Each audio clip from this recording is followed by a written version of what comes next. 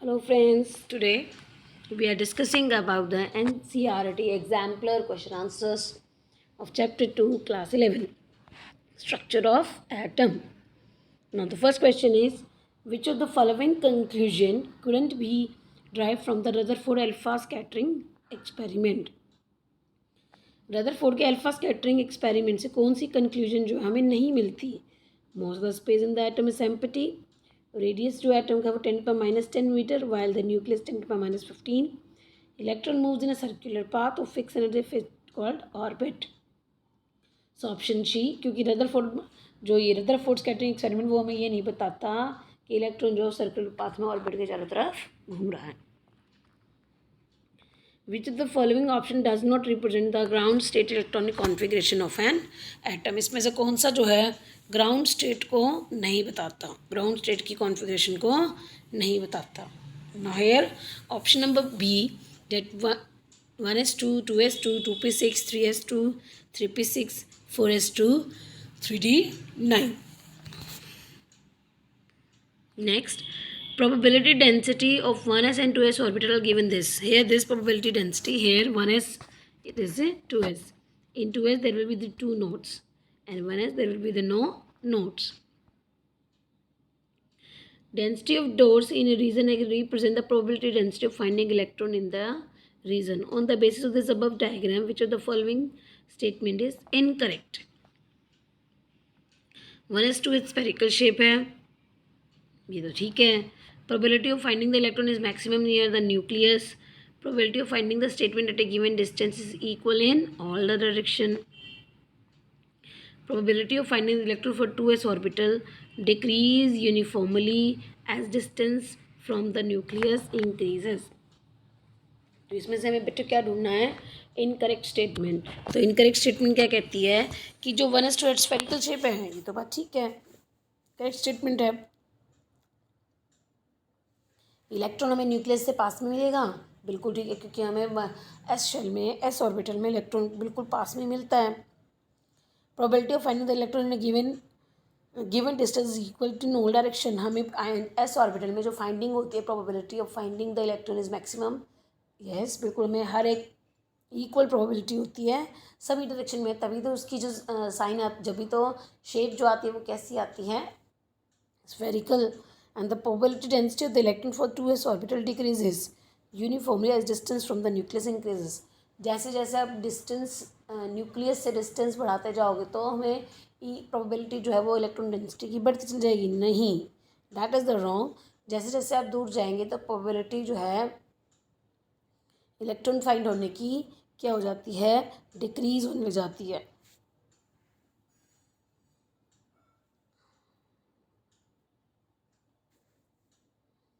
Next, which of the following statement is not correct about the characteristics of cathode rays? इसमें से कौन सी characteristics है? Which of the following statement is not correct about the characteristics of the cathode rays? इसमें से कौन सी ऐसी बातें हैं जो कैथोड रेज के लिए जो है करेक्ट नहीं है? They start from cathode and move towards the anode, की वो कैथोड से आती है एनोड की तरफ जाती हैं. They travel in straight line absence of external magnetic field.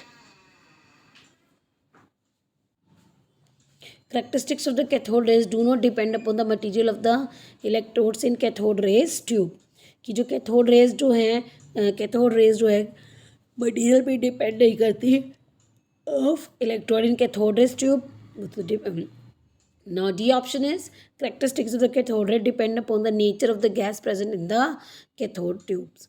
Cathode rays जो है बिल्कुल भी जो डिपेंड नहीं करती, कैथोड रेज जो है उनकी कैरेक्टरिस्टिक्स बिल्कुल भी डिपेंड नहीं करती कि कौन सी गैस जो है वो इसके अंदर प्रेजेंट है, कौन सी गैस जो है वो कैथोड रे ट्यूब के अंदर प्रेजेंट है. तो option is D. Next question, which the following statement about the electron is incorrect? Negatively charge particle, electronegatively charge particle है. Mass of electron is equal to mass of neutron. Now this is the wrong. Electron mass is not equal to mass of neutron but the proton mass is equal to neutron. Basic constituent है बिल्कुल, and it is constituent of cathode rays. Which of the following property of atom should be explain correctly by Thomson model of atom? कि कौन सी property है जो explain करते हैं Thomson model of atom से। Overall neutrality of atom, spectra of hydrogen atom, कि कौन सी ऐसी प्रॉपर्टी है जो कि एक्सप्लेन करता है थॉमसन मॉडल ऑफ एटम। सबसे पहला overall neutrality of the atom. अब overall neutrality, this is correct statement because according to the Thomson model of atom, the number of electron is equal to number of protons. So neutrality can be explained by this Thomson model. So option 1. Now two atoms are said to be isobars. दो atoms को हम क्या बोलेंगे? Isobars. तो क्यों? क्योंकि दे have the same atomic number but different mass number. क्योंकि उनका एटॉमिक नंबर सेम होता है बट डिफरेंट क्या होता है? Mass number. Now this is called the isotope, not isobar. Same number of electron but different number of neutrons. They are the isoelectronic species. They are the same number of neutrons but different electrons. That's a new. This is called nucleons. And the sum of the this is a sum of the number of protons and neutron is same. By proton, same proton plus neutron means mass number is same but differ the atomic number. So this one is the correct one. कि isobars क्या होते हैं? Same atomic mass but differ number. Now number of radial nodes present in the 3p orbital. Radial nodes कैसे कितनी present है? Now we know that we can easily calculate the radial nodes n minus l minus 1 by this formula. Now n value radial nodes हमें 3p में निकालनी है तो n3, l value sp 0 1 minus 1, तो 3 minus 2 is equal to 1, तो कितनी आ गई? 1. Number of angular nodes, angular nodes जो होती है वो किसके इक्वल होती है? Value of L. Now 4D के लिए 0 1 2 SPD, D की वैल्यू क्या है? 2, तो that means they have 2 angular nodes. Which of the following is responsible for the rule out the existence of a definite path or the trajectory of the electron? कौन responsible है इसमें? The existence of definite path. Definite path जो है, trajectory जो है electron की, वो exist ही नहीं करती. मीन्स ऑर्बिट का कंसेप्ट जो है वो exist ही नहीं है. Pauli exclusion principle, Heisenberg uncertainty principle, Hund's rule, Aufbau rule. No Heisenberg ये है जो ये कहते हैं कि इलेक्ट्रॉन का वेलोसिटी और इलेक्ट्रॉन की मोमेंटम जो है हम एक्यूरेटली मेजर नहीं कर सकते. So option is B. Now next question, total number of orbital associated with the third shell. Third shell के साथ हमने क्या निकालनी है? Total number of orbital. Now n value 3, और हम कैसे निकालते हैं total number of orbital? That is n square. तो हियर इज द आंसर 9. ना orbital angular momentum depend, orbital का जो एंगुलर मोमेंटम है वो किस पे डिपेंड करता है? It is depend upon the value of L. This depend upon the value of L because if we see the formula that is angular momentum number is equal to root L plus 1 h over 2 pi. So answer is 1, that is L, the value of L. Now chlorine exists in two isotopic form, chlorine 37 and 35, and the atomic mass is 35.5. This indicate ratio of this indication. Now chlorine 35 और 37 में अगर हम ratio देखें, that is the ratio is 1:3. 37 1 है. अगर मैं ratio निकालती हूँ 37 रेशो 35 में, तो 1:3. So ratio is 1:3. Pair of ions having the same electronic configuration. Now cross जो किसकी सबसे इलेक्ट्रॉनिक कॉन्फ़िगरेशन किन पेयर्स की एक जैसी होगी? ना chromium atomic number that is 24, तो कॉन्फ़िगरेशन क्या हो जाएगी? Argon 3d3. Argon is 18. Now iron 26, but you have to remove 3 electrons, that is argon 3d5. Manganese 2. Next is manganese, that is argon 3d5. Cobalt Z27, argon 3d6, and scandium 3d0. So which has the electronic configuration same? That will be the iron and manganese. किसकी same है? Argon 3d5 iron and manganese. Now next question is for the electrons of the oxygen atom. अगर oxygen atom के electrons देखें, which of the following statement is correct. कौन सी statement correct है? Effective nuclear charge for the electron in a 2s orbital is same as in the 2p orbital. ठीक है भाई, किसी भी इफेक्टिव न्यूक्लियर, कौन सी स्टेटमेंट जो है वो करेक्ट है कि जो इफेक्टिव न्यूक्लियर चार्ज होता है वो 2s पे सेम है जैसे कि 2p में है. नाउ नेक्स्ट कह रहा है an electron in 2s orbital has the same energy as electron in the 2p. ठीक है. z effective for electron in an orbital is same. Effective nuclear charge किसी भी ऑर्बिटल में सेम होता है as the z effective for the electron in the 2s orbital. Now the two electron present in the 2s orbital have the spin quantum numbers m but of opposite spin. By दो electron present in the NES orbital have spin quantum number but in opposite spin. So हमने इसमें से बच्चे क्या ढूंढनी थी? Correct statement. So first statement क्या कहती है? जो इफेक्टिव न्यूक्लियर चार्ज होता है वो 2s ऑर्बिटल का सेम होता है 2p में. ये तो बिल्कुल गलत हो गया. जैसे जैसे न्यूक्लियस से दूर होते जाओगे इफेक्टिव न्यूक्लियर चार्ज जो होता है वो कम होता चला जाता है. तो यानी 2s पे इफेक्टिव न्यूक्लियर चार्ज ज़्यादा होता है as compare to 2p. This is the incorrect statement. Second, electron in the 2s orbital have the same energy. 2s orbital की एनर्जी बिल्कुल सेम होती है जैसे कि 2p. जैसे 2s is equal to 2p. This is also not because according to the energy 1s 2s 2p. 2p energy is lower than the 2p. So this is also the wrong statement. Effective nuclear charge for an electron in an orbital is the same as the effective nuclear charge for an electron in 2s. अगर जो 1s orbital में जो electron है उसके ऊपर जो z effective बिल्कुल same है, तो ये तो रॉन्ग है क्योंकि 1s बिल्कुल न्यूक्लियस के पास है, 2s न्यूक्लियस से दूर हो गया, तो 1s पे इफेक्टिव न्यूक्लियर चार्ज ज़्यादा होगा as compare to 2s. This is also the wrong statement. Now D, दो इलेक्ट्रॉन हैं और अगर वो किसी भी एस ऑर्बिटल में है तो उनके स्पिन क्वांटम नंबर होंगे लेकिन अपोजिट स्पिन में. ये बात बिल्कुल ठीक है कि वो किसी भी एस ऑर्बिटल में हो लेकिन उनका अपोजिट स्पिन होगा और वो भी plus half and minus half. Now if the travelling at the same speed, अगर हम सेम स्पीड से इन चारों पार्टिकल्स को ट्रैवल करते हैं तो किसकी शॉर्टेस्ट वेवलेंथ होगी? तो we know that according to de Broglie, क्योंकि चार्ज पार्टिकल है और चार्ज पार्टिकल वेवलेंथ हमें किससे निकालती? That is de Broglie's. तो वो कहते हैं अगर किसी की वेवलेंथ शॉर्टेस्ट है मतलब बहुत कम है तो उसका मास कैसा होना चाहिए? बहुत ज़्यादा. सो electron mass is 9.1 × 10⁻27, neutron is 1.6, proton is also 1.6. तो मास किसका ज़्यादा होगा? सबसे alpha particles that is the helium atom, that is the mass is 4 unit positive charge, 4 unit charge, sorry 4 unit mass. तो इसका मतलब हीलियम का मास यहाँ पे सबसे ज़्यादा हो गया, इसका मतलब वेवलेंथ उसकी सबसे कम होगी. तो your option is B. Now next question is identify the pair which are not of isotopes. इसमें दो ऐसे पेयर बताइए जो आइसोटॉप्स नहीं हैं. Now what are isotopes?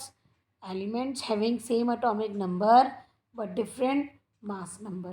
तो ये देखिए 6 same atomic number, 17 same atomic number, but the option C and D 6 7 and 4 5 they have different atomic number. सो जिनका एटॉमिक नंबर डिफर कर जाता है वो आइसोटॉप नहीं होते. सो option is 3 and D. Now here next question is which of the following pair of electron identify the pair of electron present in degenerate orbital. इसमें हमें बताना है degenerate orbitals. तो firstly we see this which orbital is these are. कौन से orbital हैं?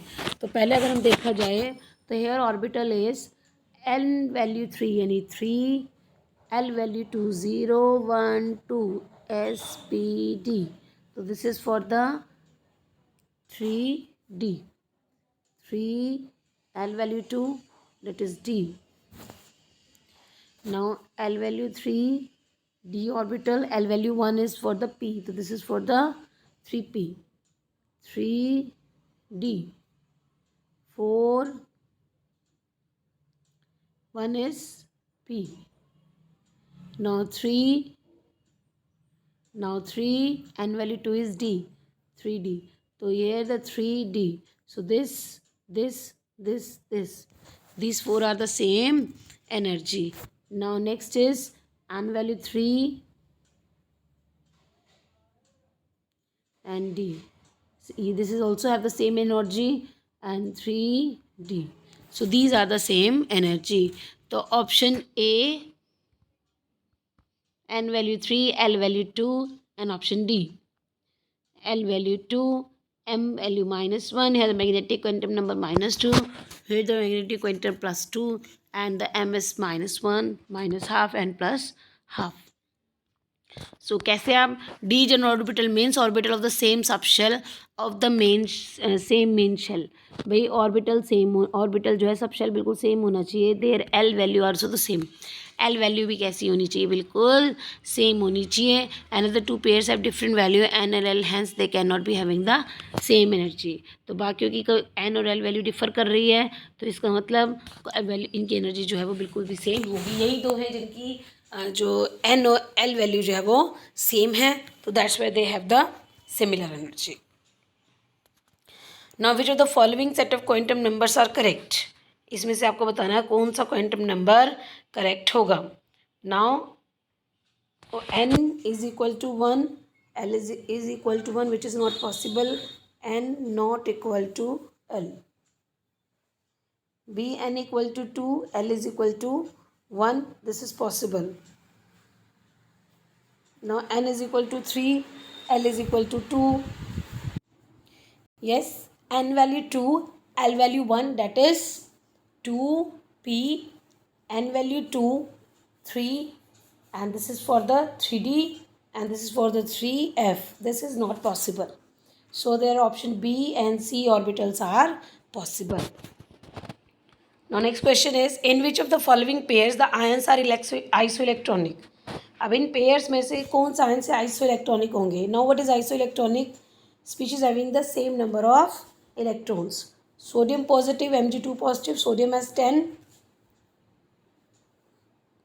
Mg2 positive is also 10 electrons.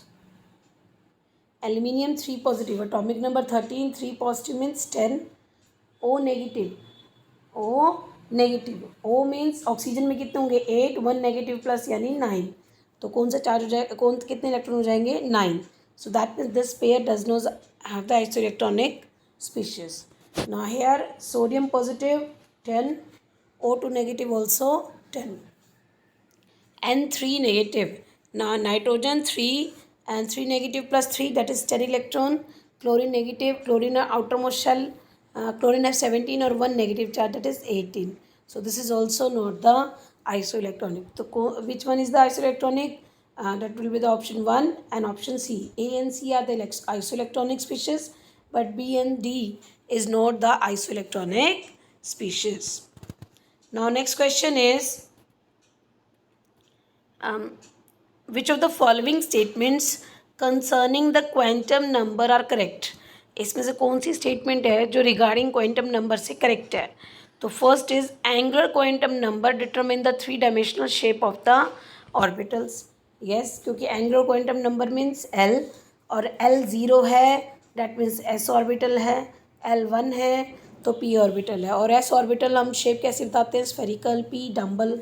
तो angular momentum हमें शेप बताता है. तो this one is the correct one. Now principal quantum number that is represented for the n. Now principal quantum number determine the orientation and the energy of the orbital. Yes, principal quantum number हमें energy तो बता देता है लेकिन orientation नहीं बताता. Orientation हमें कौन बताता है, मैग्नेटिक क्वांटम नंबर. तो this is incorrect statement. Now C option, magnetic quantum numbers determine the size of the orbital. अगर ऑर्बिटल का साइज़ जो है जो बताना है तो वो मैग्नेटिक क्वांटम नंबर बताएगा. Now this is also the incorrect statement, क्योंकि मैग्नेटिक क्वांटम नंबर हमें ऑर्बिटल का साइज़ नहीं बताता. How much is the orbital, कितने ऑर्बिटल है वो बताता है हमें. ना option D spin quantum number of an electron determine the, जो स्पिन क्वांटम नंबर है वो हमें बताता है spin of the electron relative to the chosen axis. This one correct one, क्योंकि स्पिन क्वांटम नंबर हमें ये बताएगा कि इलेक्ट्रॉन की वैल्यू +½ है कि -½ है for the clockwise and for the anti clockwise motion of electron around the nucleus. तो option A and option D are the correct one. Now next is arrange SPD subshell. Arrange SPD subshell in increasing order of the effective nuclear charge. तो अब हमें पता है कि जो effective nuclear charge होता है वो कैसे होता है। जो इफेक्टिव न्यूक्लियर चार्ज होता है जैसे जैसे डिस्टेंस बढ़ेगी वैसे वैसे इफेक्टिव न्यूक्लियर चार्ज जो होता है वो ख़त्म होने लग जाता है। तो न्यूक्लियस के पास कौन सा S, उससे दूर P, उससे दूर D। तो ये हो गया nucleus. Nucleus effective nuclear charge सबसे ज़्यादा इस पे करेगा, उससे कम P पर करेगा और सबसे कम D पर करेगा। तो इफेक्टिव न्यूक्लियर चार्ज सबसे ज़्यादा हो गया S पर, फिर P पर। Now next, show the distribution of electron in oxygen atom. Oxygen atom के अंदर डिस्ट्रीब्यूशन बताना है using orbital diagram.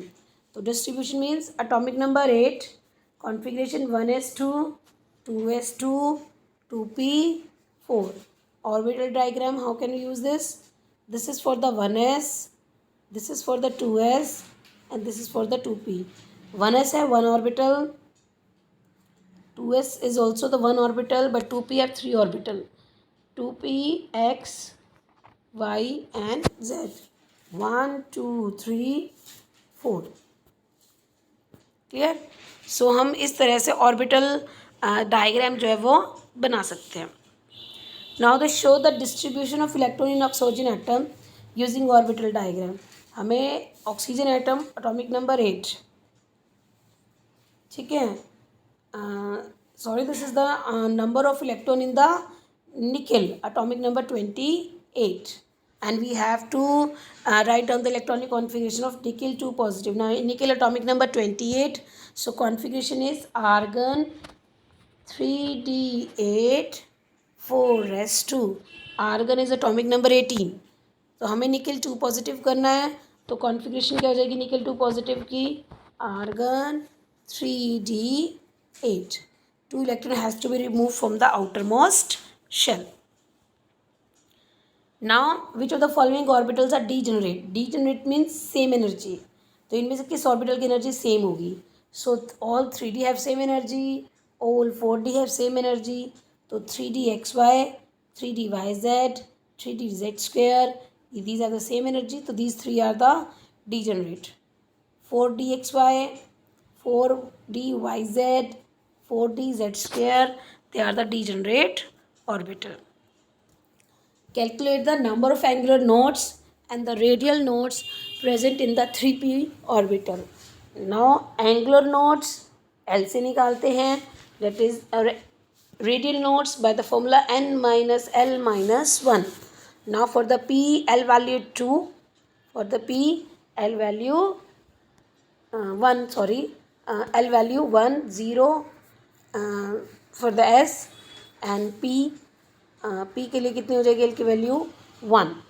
So here the L value 1 and radial nodes is the equal to the L value. So the n angular momentum is 1 and n radial nodes, तो n value 3, p value 1 and minus 1.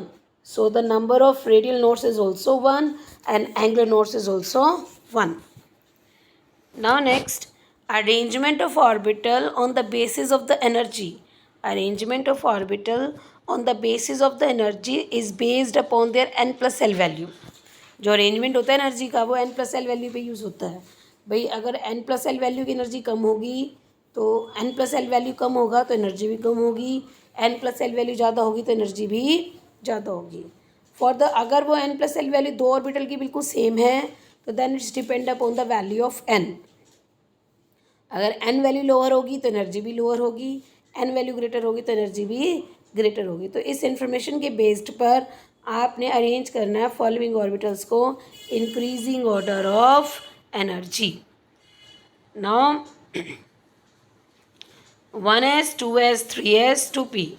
आपने increasing order of energy करना है, तो पहले energy कम किसकी होगी 1s, फिर 2s, फिर 2p, फिर 3s। तो ऑर्डर क्या हो जाएगा 1s 2s 3s 2p and 3s। Now for the 4s 3s 3p and 4d, now पहले कौन सी किसकी एनर्जी आएगी, कम किसकी होगी 3s की, फिर 3p, then 4s and then 4d. Now according to n plus l rule, now 5p 4d 5d 4f and 6s।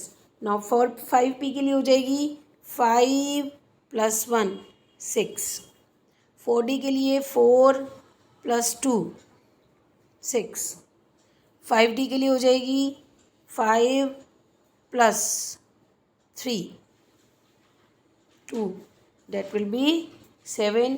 4f के लिए हो जाएगी 4 4 8, 6s के लिए हो जाएगी 6 plus 0 is equal to 6। so lower the value of n plus l, lower energy, greater the value, greater energy। so here the 7 and 8 have higher energy, so 7 more energy and 8 will be have the more energy, but they have the these three 6s 5p and 4d, all these have the 6, the value is 6, n plus l value is 6। so the lower the value of n, lower energy, higher the value of n, higher energy। same here we can solve this D option। now based upon the above information solve the question given below। same lowest energy तो हम n plus l rule लगा लेंगे, अगर n plus l value कम है तो कम energy होगी, n plus l value ज़्यादा है तो ज़्यादा एनर्जी होगी। now see 4d, for the 4d 4 plus 2 is equal to 6, 4f 4 plus 3 is equal to 7, 5s 5 plus 0 5, 7p 7 plus 1 8। सो इसमें एनर्जी देखो किसकी कम होगी, जिसकी n plus l वैल्यू कम उसकी भी कम एनर्जी, तो 5s because they have the l plus l value is lower. Now किसकी अब नेक्स्ट सेकंड में क्या करना है कि हमें बतानी है किसकी हाईएस्ट एनर्जी होगी। 5p 5 plus 1 6, 5d 5 plus 2 7, 5f 5 plus 3 is equal to 8, 6s 6 plus 0 is equal to 6, 6p 6 plus 1 is equal to 7। so here this 5f orbital n plus l value is 8, so greater the n plus l value greater will be the energy। now which of the following will not show deflection from the path, इसमें से कौन जो है वो deflection नहीं करेगा जब आप उसको इलेक्ट्रिक फील्ड के बीच में रखेंगे। Protons, cathode rays, electrons and neutrons. Proton is positively charge, cathode rays negatively charge particles, electrons is also the negatively charge and neutrons doesn't have the charge since the neutral and they can not be deflected by the electric field. तो answer is neutrons. Now next question is an atom having mass number 13 and 7 neutrons. तो हमें क्या निकालना है atomic number. तो हमें ये पता है कि mass is equal to proton plus neutron. Mass 13 है, प्रोटॉन निकालना है, न्यूट्रॉन है 7, तो 13 माइनस 7 इज इक्वल टू 6। तो प्रोटॉन कितने आए 6। So the atomic number is equal to number of protons. तो प्रोटॉन कितने हैं 6, तो एटॉमिक नंबर भी कितना हो जाएगा 6। Now wavelength of different radiations are given these 300 nanometer, B 300 micrometer, C 300 nanometer, D 30 Armstrong. तो these radiation in the increasing order of their energies. तो हमें एनर्जी पता है E is directly proportional to the frequency और C over lambda. जिसकी wavelength सबसे कम होगी उसकी एनर्जी सबसे ज़्यादा होगी। So 300 nanometer, firstly all these are converted into standard unit that is the metre. तो 300 nanometre that is called the 300 × 10⁻⁹ और you can say 3 × 10⁻⁷ metre. Now micrometre that is multiply by 10⁻⁶ और 3 × 10⁻⁴ मीटर। नैनोमीटर 10⁻⁹ और you can say 10⁻�10 9 meter, and D 30 Armstrong or 30 into 10 to the power minus 10 meter or 3 into 10 to the power minus 9 meter. So here जो आप किसके order में लगाना है, आपने increasing order में लगाना है. तो here C and D, C this C and D have the same this wavelength. So C is equal to D. तो सबसे पहले किसकी हो जाएगी, सबसे कम किसकी है, बी की, date is 3 into 10 to the power minus 4. फिर किसकी ज़्यादा है, ए, that is 3 into 10 to the power minus 7, and C and D both are equal wavelength.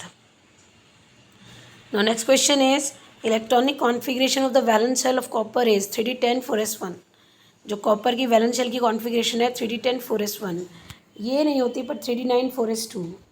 तो how is this explain, due to the fulfilled orbital, and fulfilled orbital is extra stable. तो ये completely field D orbital हो जाता है, जिसकी वजह से उसके अंदर क्या जाती है, एक्स्ट्रा स्टेबिलिटी. सो इनकी कॉन्फ़िगरेशन क्या हो जाती है, 3d10 4s1. Now next question is Balmer series in the hydrogen spectra correspond to the transition. जो बैल्मर सीरीज़ है, ट्रांजिशन क्या हो रही है, N1 इज इक्वल टू 2 एंड N2 इज इक्वल टू 3 4. बेंस इलेक्ट्रॉन 2 पर आकर गिरेगा, चाहे वो 3 से गिरे चाहे वो 4 से, लेकिन आके कहाँ गिर रहा है, 2 पर. This series lie in the visible region. तो calculate the wave number of lines associated with the transition in the Balmer series. आपको बैल्मर सीरीज़ में ही वेव नंबर कैलकुलेट करना है, और इलेक्ट्रॉन जंप कर रहा है, n is equal to 4. So we have the formula, that is wave number निकालने के लिए nu bar is equal to Rydberg constant 109677 1 by n1 square minus 1 by n2 square. n1 value is 2 square and n4 value is 4 square. So by solving this you will get 20564.44 centimeter inverse. Now next, according to the de Broglie's, matter should exhibit dual behavior. D Broglie's के हिसाब से matter के अंदर dual behaviour आना चाहिए, मतलब particle nature भी और वेव लाइक प्रॉपर्टीज़ भी. क्रिकेट बॉल है 100 ग्राम की, does not move like a wave.